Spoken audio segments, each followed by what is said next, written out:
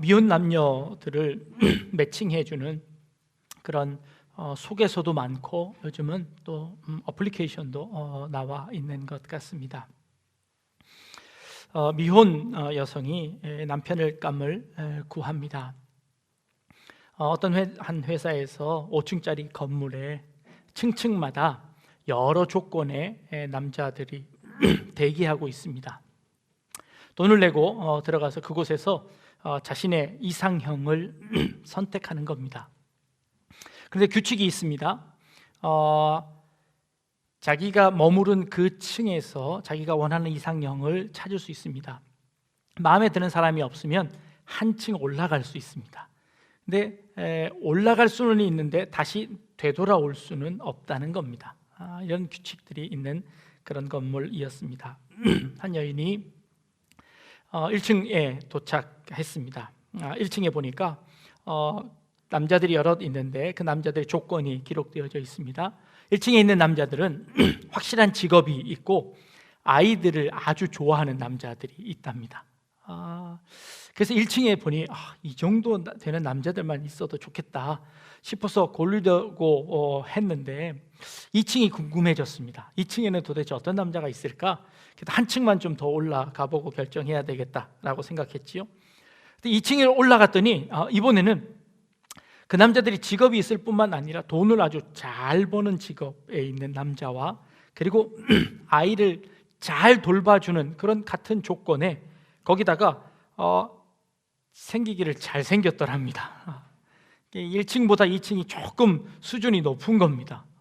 그래서 내가 올라오기를 잘했구나 라는 생각이 들면서 3층에는 과연 어떤 남자가 있을까 하고 궁금해졌습니다. 그랬더니 3층에 올라갔더니 돈도 잘 벌고 아이들도 잘 좋아하며 또 잘생겼고 거기다가 집안일도 잘 도와주는 남자가 3층에 있더라는 겁니다. 이야, 안 되겠다. 4층까지 올라가 보고 결정해야 되겠다.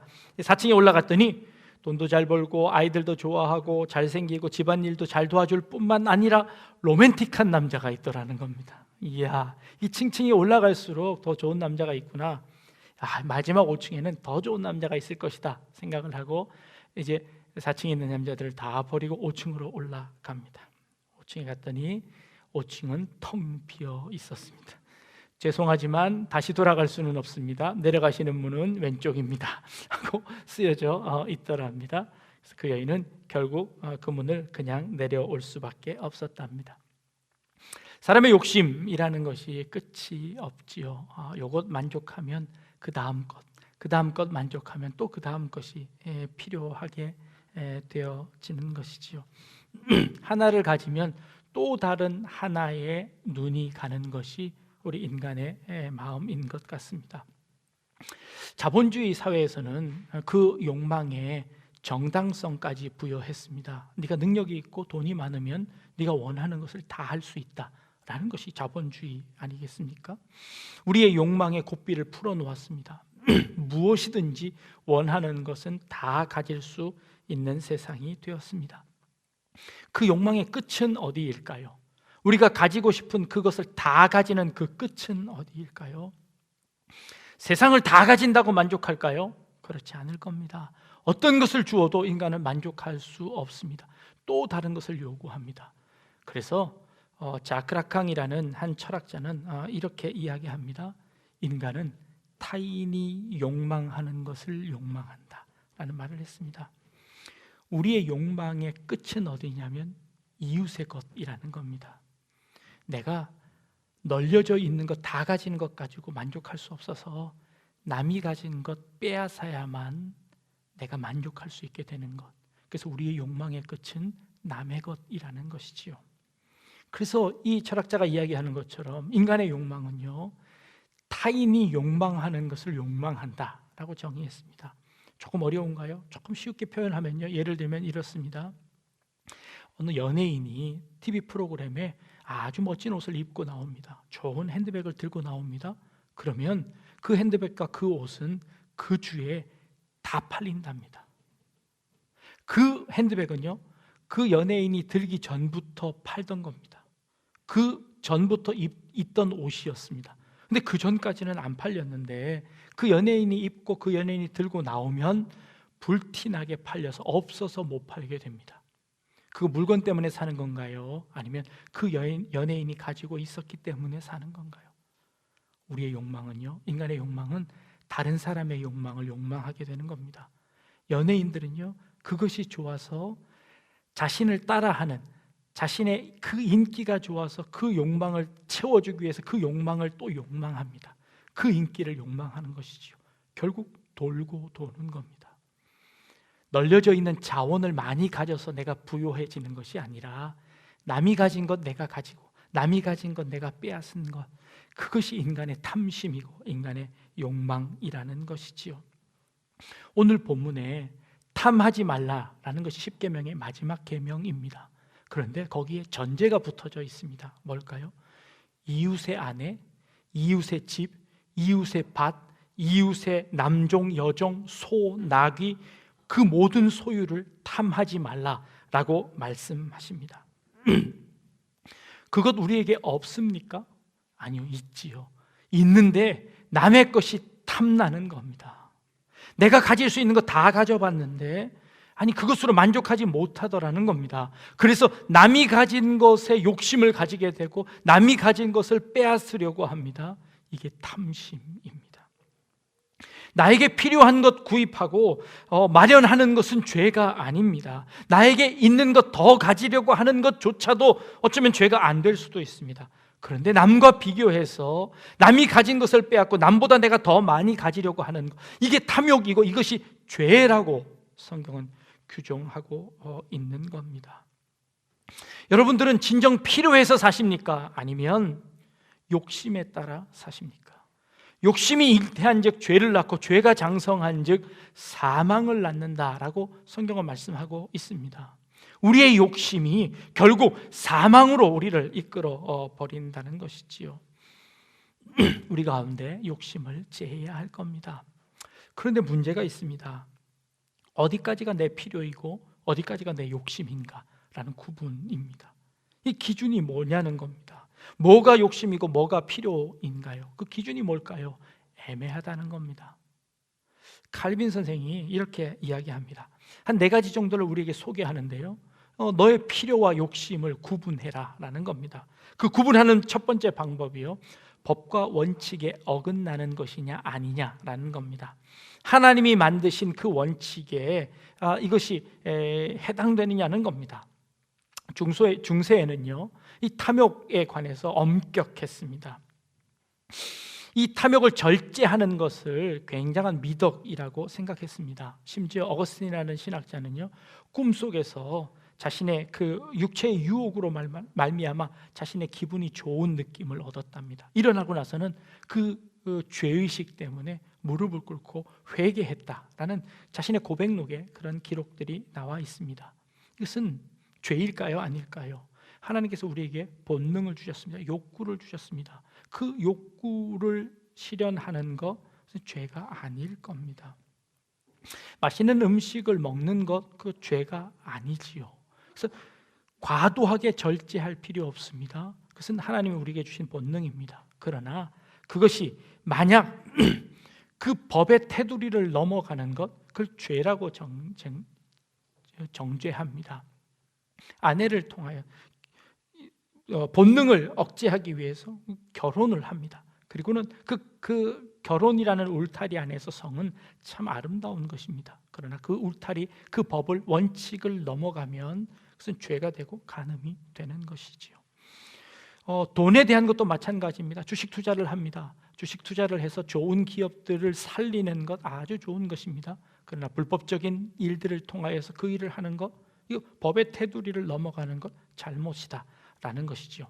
아주 큰 울타리를 처음에 제공합니다. 법만 지키면 괜찮다라는 것이죠. 이 우리의 필요와 우리의 탐심이 법의 테두리 안에 있느냐 없느냐라는 것이 첫 번째 규정이었습니다. 너무 범위가 큽니다. 두 번째는요, 칼빈은 이렇게 이야기합니다. 이 일이 하나님과 인간의 관계를 돈독하게 하느냐 아니면 하나님으로부터 멀어지게 하느냐라는 것이 두 번째 기준입니다. 내가 원하는 이것을 행함으로 말미암아 내가 하나님께 더 가까이 갈 수 있느냐, 아니면 나를 하나님으로부터 더 멀리하게 만드느냐라는 것입니다. 맛있는 음식을 먹는 것 괜찮습니다. 그런데 매일마다 잔치를 하고, 그리고 이 과욕을 부리거나 아니면 이렇게 폭주를 맞춰서 취해서 늘 취해 살아간다면 이것은 하나님으로부터 멀리하게 만드는 것입니다. 그래서 그것은 탐욕일 수 있다는 것이지요. 알래스카에서 예전 원주민들이 늑대를 잡는 방법이 있었답니다. 날이 시퍼런 칼에다가 짐승의 피를 묻혀서 눈 속에 던져 둔답니다. 그러면 이 늑대들이 피 냄새를 맡고 와서 그 칼에 있는 피를 핥아 먹는다는 거지요. 그런데 이게 눈 속에 있어서 너무 차가워서 이 칼을 핥으면서 자신의 혀가 이렇게 베어지는 것을 모르고 그 피를 핥아 먹는다는 것이죠. 그러면 그 피를 다 핥아 먹을 쯤 되면 자신의 혀에서 나오는 그 피가 그 칼에 또 묻는다는 것이죠. 그러면 계속해서 그 피를 핥다가 결국 자신의 피가 다 쏟아져서 그 곁에서 죽게 된다는 것이죠. 그렇게 늑대를 잡았다고 합니다. 우리 인간들의 마찬가지입니다. 욕망이라는 것이죠. 욕망이라는 것이 끊임없이 지속돼서 하나님으로부터 멀어지면 멀어질수록 우리는 죽어가고 있다는 사실을 모른다는 것이지요. 내가 하나님으로부터 멀어진다면 이것은 탐욕이구나. 나와 하나님과의 관계 가운데서 이것이 방해가 된다면 이것은 탐욕일 수 있겠다라고 우리 스스로를 조심하라고 칼빈 선생은 이야기합니다. 세 번째는요, 그것이 없어졌을 때 고통을 받느냐 안 받느냐라는 겁니다. 그거 없어도 살 수 있으면 괜찮다는 겁니다. 돈이 있으면 항상 있나요? 있다가도 없고 없다가도 있는 게 돈이지요. 그런데 돈이 없어졌는데 나 못 살겠다라고 한다면 그 돈은 여러분들의 우상이었을 수 있다는 겁니다. 사도 바울이 빌립보서 4장 12절에 이렇게 기록하고 있습니다. 나는 비천에 처할 줄도 알고 풍부에 처할 줄도 알아. 모든 일, 곧 배부름과 배고픔과 풍부와 궁핍에도 처할 줄 아는 일체의 비결을 배웠노라 라고 기록하고 있습니다. 사도 바울은요, 많이 가져보기도 했습니다. 많이 배워보기도 했습니다. 모든 걸 다 잃어보기도 했습니다. 아주 천한 대접을 받아보기도 했습니다. 그런데요, 그게 내 삶에, 내 신앙에, 내 인격에, 내 세계관에 아무런 영향을 미치지 못하더라는 겁니다. 나의 갖고 있던 그 조건들이 내 삶을 구성하지 않더라는 겁니다. 있을 때는 있어서 좋고 없어도 괜찮더라는 것이지요. 이것은 필요입니다. 그것은 나의 욕망이 아니었다는 것이지요. 인기가 있으면 천년 만년 인기가 있나요? 인기가 있다가 인기가 없어지기도 합니다. 인기가 있을 때는 감사하고 누리는 것이지요. 그리고 없으면 없어도 우리는 살아갈 삶의 동력이 있는 겁니다. 있을 때 그 있는 것을 감사하고 없을 때 그것으로 자족하는 삶이라면 우리는 탐심을 벗어날 수 있겠다라는 것이지요. 돈이 많아지면요, 이게 내 능력, 내 힘, 내 것으로 만들어진 것이 아니다라고 여기면 되어집니다. 그리고 감사함으로 그걸 누리면 됩니다. 없으면요, 영원토록 없는 것이 아니라 저 천국에 더 좋은 것이 있다고 믿고 그것 불편한 것 조금 참고 견뎌내면 괜찮다는 것이지요. 그렇다면 그것은 나에게 더 이상 탐심이 아닐 수 있다라는 것입니다. 이게 칼빈이 이야기한 세 번째 겁니다. 네 번째는요, 내가 욕구하는 것, 내가 요구하는 이것이 이웃에게 해를 끼치느냐 아니냐라는 겁니다. 이웃과 경쟁해서 이웃을 불편하게 하는 사이가 되느냐, 사회에 무리를 일으키느냐 아니냐라는 것으로 판단할 수 있다는 겁니다. 그렇지 않다면 그것은 탐욕이 아닐 수 있다. 나의 필요와 탐욕을 구분하는 기준이었습니다. 그런데요, 곰곰이 생각해 보면요, 이 네 가지 기준은요 모두 다 주관적인 기준입니다. 객관적인 조건이 없습니다. 어디까지가 필요이고 어디까지가 탐욕인지 칼로 자르듯이 자를 수 없다는 겁니다. 어떤 사람에게는 이게 필요일 수도 있고 어떤 사람에게 이게 탐욕일 수 있다는 것이지요. 그래서 칼빈도 그걸 인정을 했습니다. 이것은 개인에 따라 다 다를 수 있다. 그래서 우리는 정신 차리고 내가 탐욕에 빠지지 않도록 노력해야 하는데, 그 노력하는 기준이 무엇이었냐면 하나님께서 내게 주신 소명이다라고 이야기하는 겁니다. 하나님이 나를 어느 곳에 부르셨는지, 하나님께서 나를 어떤 일을 시키셨는지, 하나님께서 나를 어떤 위치에 있게 하셨는지, 내가 있는 이 위치, 하나님이 부르신 그곳에, 하나님이 나를 부르셨으니 내가 그곳에 있습니다. 그리고 내가 그곳에서 내 소명을 다할 뿐입니다. 내 사명을 다하면 내가 그 자리에서 내려올 수 있습니다 라는 것이지요. 이 모든 것이 하나님의 뜻이고 하나님께서 내게 주신 사명이라고 믿는 것이지요.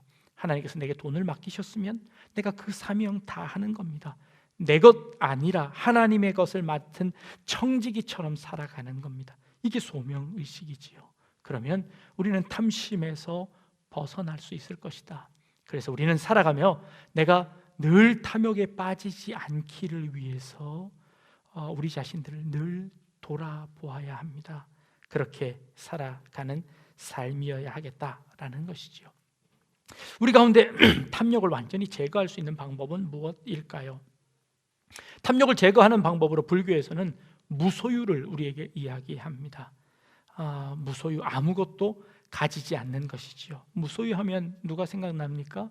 무소유라는 책을 쓰신 불교계의 법정 스님이 떠오르지요. 법정 스님이 쓴 그 무소유라는 책에 한 일화가 기록되어져 있습니다.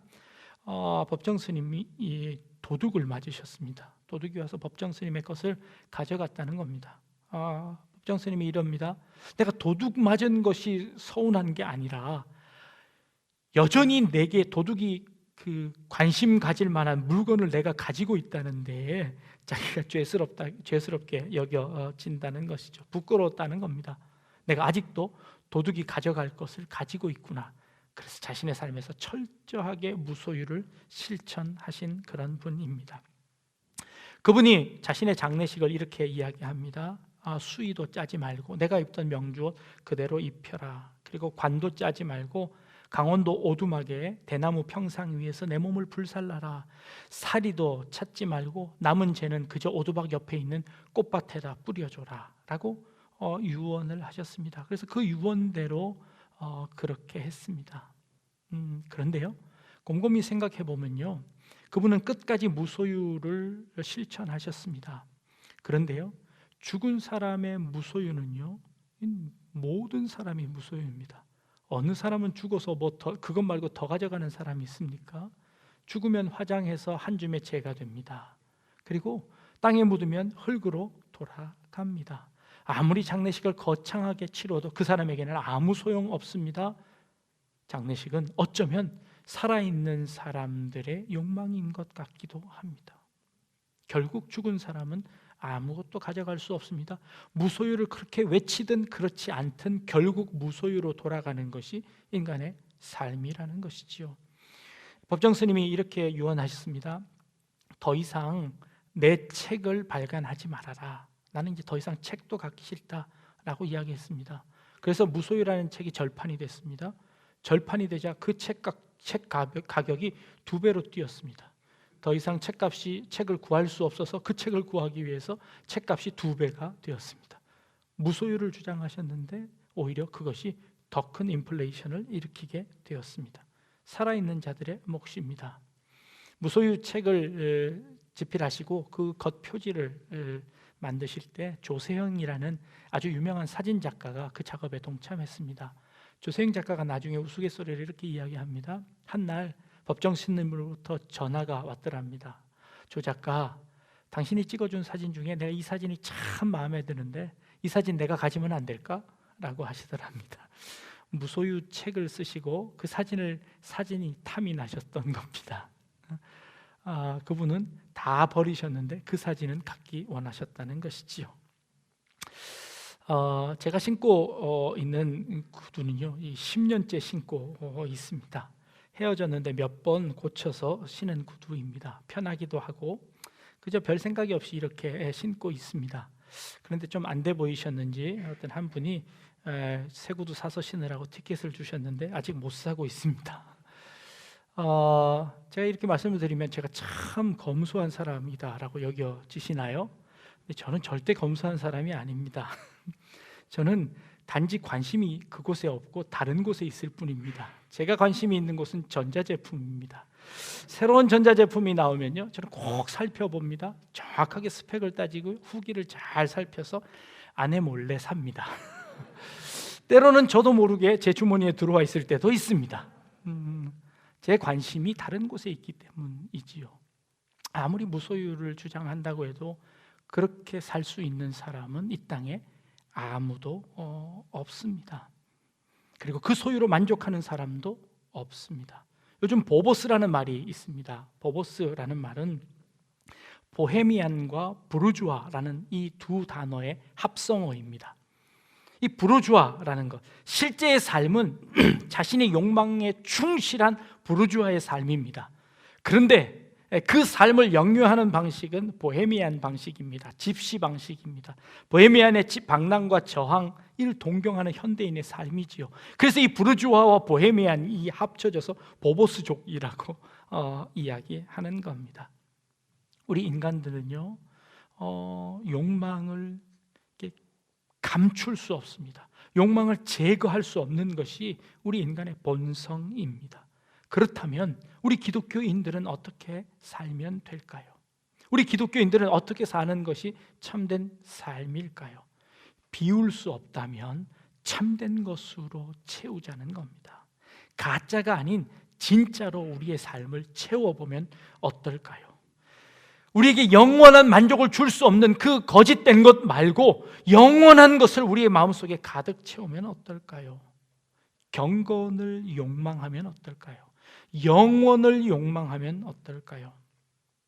세상의 것들로 채우지 말고 하늘의 것들로 우리의 욕망을 채우면 어떨까요? 어리석은 부자 청년에 대한 비유가 누가복음에 있습니다. 어떤 청년이요, 농사를 지었는데 아주 풍년이 들었습니다. 자기가 갖고 있던 곡간을 가득 채웠습니다. 그것도 모자라서 내가 다른 곡간을 지어서 이곳에도 가득 채워 놓으리라. 내가 이것을 가득 채워 놓고 그리고 평생 동안 내가 등 두드리며 살겠다라고 이야기하는 겁니다. 그런데 주님께서 말씀하십니다. 그 밤에 하나님께서 그 영혼을 데려가시면 그 재물은 누구의 것이 되겠느냐라고 말씀하시는 겁니다. 그리고 누가복음 12장 21절에 이렇게 말씀하십니다. 자기를 위하여 재물을 쌓아두고 하나님께 대하여 부요하지 못한 자가 이와 같으니라 라고 말씀하십니다. 자기를 위하여 재물을 쌓아두었는데 정작 하나님께 대하여는 부요하지 못한 자가 그런 사람이라는 겁니다. 우리가 세상의 것들을 욕망함으로 그 욕망을 채우느라 경건에 관해서, 영혼에 관해서 좋은 것들을 채우지 못하고 있는 우리의 모습을 보는 겁니다. 우리 가운데 이 욕망을 구별해내고 영원을 욕망하길 원합니다. 경건한 것들을 욕망하길 원합니다. 세상에 없어질 것을 마음에 두지 말고 영원한 것들을 우리의 마음을 가득 채워서 하늘나라의 부자가 되어질 수 있는 우리 성도님들 되어지길 원합니다. 세상의 부자가 아니라 하나님 나라의 부자가 되어지는 그런 우리 성도님들 될 수 있기를 주님의 이름으로 축복합니다. 10계명을 우리가 함께 나누었습니다. 10가지의 계명들을 함께 다 살펴보았습니다. 이 10계명은요, 하나님께서 한 4,000년 전에 이 이스라엘 백성들, 그 이집트에서 탈출해 나온 그 백성들에게 주신 계명입니다. 고리타분한 그런 옛날 계명인가요? 아니면 현대에도 적용 가능한 그런 계명이었나요? 네, 하나님께 주신 이 모든 계명들이 지금도 유효한 그런 말씀이었습니다. 우리 신앙인들에게 지침이 되는 그런 말씀이었습니다. 다 잊어버리셨을 거라 생각이 듭니다. 우리 유튜브에 들어가시면 다 찾아보실 수 있습니다. 하나하나 찾으며 그것이 현대에 우리에게 어떤 의미가 있었는지 다시 한번 돌아볼 수 있는 기회가 될 수 있기를 바랍니다. 이 10계명은요, 하나님께서 우리 현대인들의 삶을 옥죄고 힘들게 하기 위해서 주신 계명인가요? 아니면 우리에게 참 자유를 주시는 계명인가요? 현대인들은요, 자신의 욕심, 탐심에 갇혀 있습니다. 버렸습니다. 그 울타리에서 노예가 되어버렸습니다. 탐심의 노예가 되어버렸습니다. 그 노예에서 우리를 해방시켜주는 것이 이 10번째 계명입니다. 하나님의 계명은 우리를 옥죄는 그런, 우리를 제한하는 그런 계명이 아니라 오히려 우리에게 자유를 주는 계명입니다. 이 세상의 탐심으로부터 해방될 수 있는 그 해방의 메시지를 우리에게 주고 계시는 겁니다. 이 계명은요, 힘들게 우리를 옥죄는 그런 계명들이 아니라 오히려 우리에게 자유를 주고, 오히려 우리에게 기쁨을 주고, 우리에게 평안을 주시는 그런 계명들이었습니다. 요한복음에 진리가 너희를 자유케 하리라 라는 말씀이 있습니다. 진리의 말씀이, 이 진리의 이 계명이 우리 성도님들 한 분 한 분들, 여러분들의 가정이 참된 자유를 누리고, 뿐만 아니라 이 우리의 자유가 다른 사람의 자유를 침해하지 아니하고 그들과 함께 자유를 누릴 수 있는 이 계명을 지켜냄으로 말미암아 이웃의 가정을 지키고 이웃의 생명을 지켜낼 수 있는 그런 계명임을 저희들이 깨달아 참된 자유를 누릴 수 있는 그러한 우리 성도님들 다 되실 수 있기를 주님의 이름으로 축복합니다. 기도하겠습니다. 이웃의 것을 탐내지 말라라고 명령하신 하나님,